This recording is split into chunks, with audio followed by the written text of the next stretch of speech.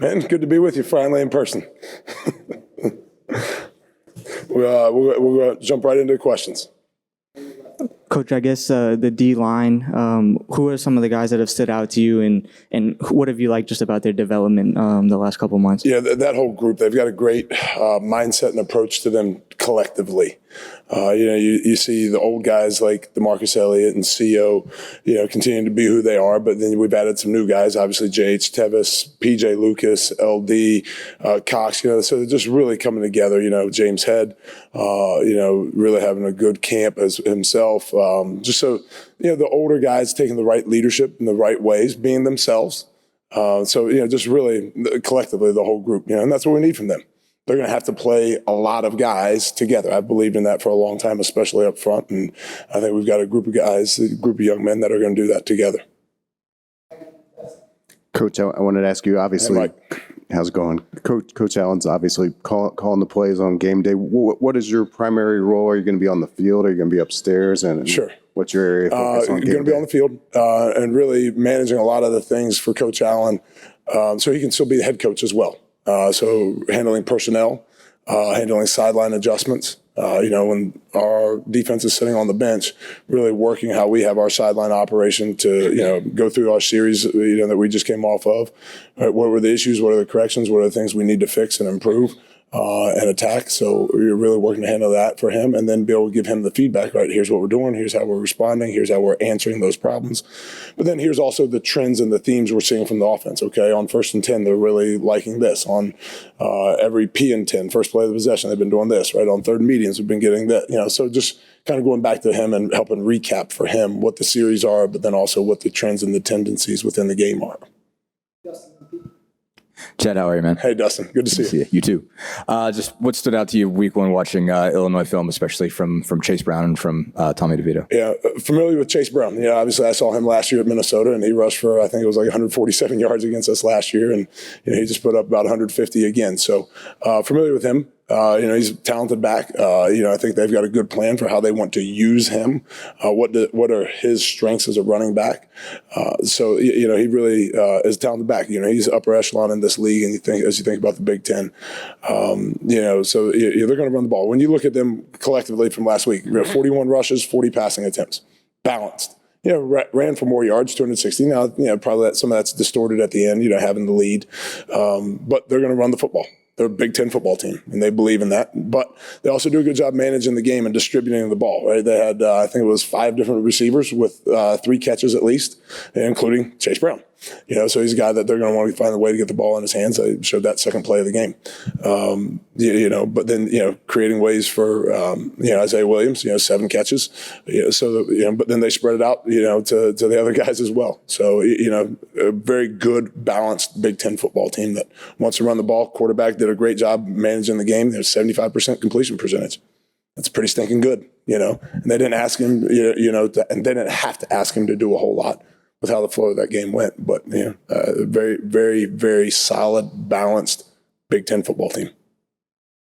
Coach, over here, can you talk a little bit about Taiwan and Cam Jones, the leadership they've shown, the impact they have? Oh, tremendous.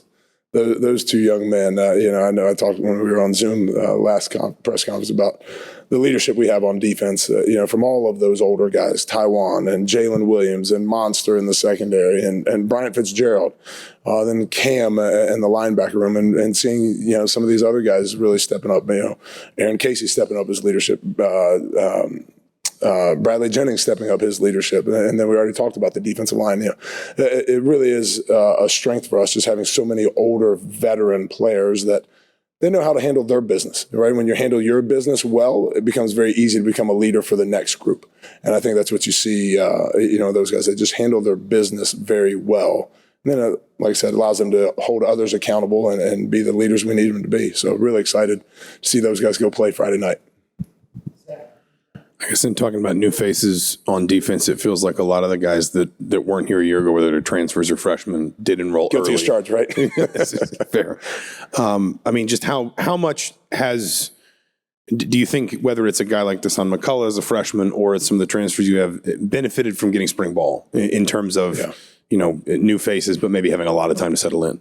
Yeah, those early enrollees as freshmen, I mean, it's huge for those guys to come in, to learn, to assimilate. One, to just a culture.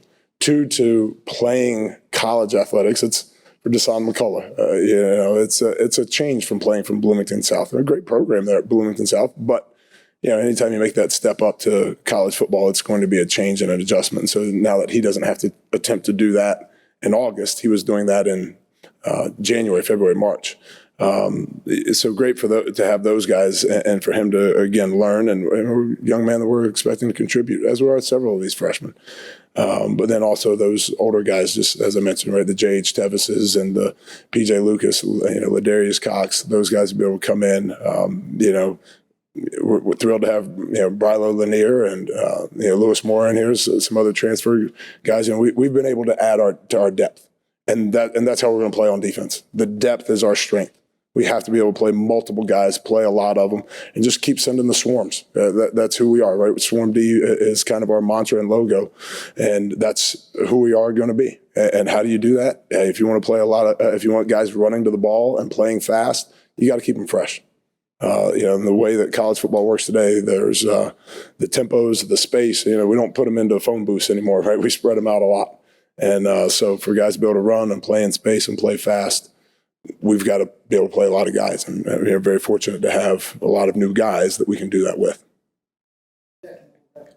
Hey, Coach. How do you view the potential advantages and disadvantages of you having film on the Illinois offense heading into week one, but at the same time they have a week of experience to kind of figure some things out? Yeah, 100% accurate, right? The biggest growth, everybody says it in football, right? The biggest time of development is week 1 to week 2. So they have that advantage. Fortunately for us, we have the advantage of some extra film that they don't have on us. So, call it a push. But we're very thankful. It's good to be able to see how are they using personnel, how are they using some of their player makers, and where are they attempting to put those guys to get them the ball. So it's nice to be able to not just be watching, Texas San Antonio. It's good to be able to see how Illinois is using their players and their personnel.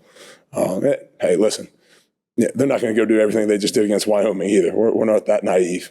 They're going to find new and creative ways to use their guys, this week as compared to last week. But definitely thankful to have it. From a health standpoint, are you everywhere where you want to be at all the positions right now going into this opening game for the season? Sure. As you look at, there's always the bumps and the bruises, right? Welcome to college football. But we're excited about the guys that are going to be going out there on Friday night. Really think they've got a great mindset to them. And, the guys we want to play are going to be ready to go. Yep. Thanks, guys. Appreciate it.